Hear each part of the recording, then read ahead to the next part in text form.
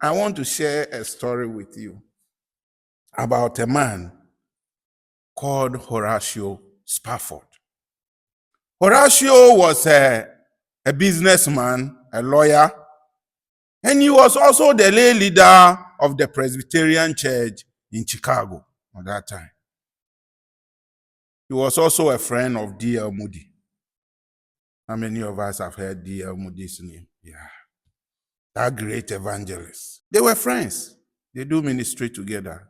He will use his money to support D.L. Moody to go around and preach. So in 1871, there was the famous Chicago fire that destroyed everything in Chicago. Horatio had invested so much into real estate. So that year, all his investment vanished. Not only that, his only son, he had one son and 4 daughters. The son got sick with, they call it what, rubella fever, and the son died. So it was a very bad year for him and the family. 2 years later, D.L. Moody was going to do some evangelistic campaigns in Europe. So Horatio decided that he's going to take a break.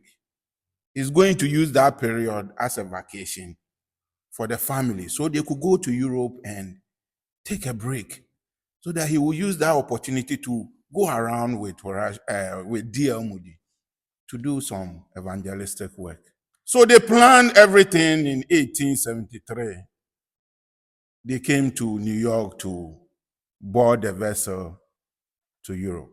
So while they were in New York getting ready to board the vessel, a last-minute business deal came up. So Horatio had to stay behind and deal with that business. And so he asked the wife and the children, 4 daughters, to take the lead. He would join them later in France. So while they were on the seas, the wife Annie and the 4 daughters, their ship was hit by another vessel, the Lockheed. And within 12 minutes, the ship sank. There were over 600 people in the vessel. Majority died. Only a few were rescued, including his wife.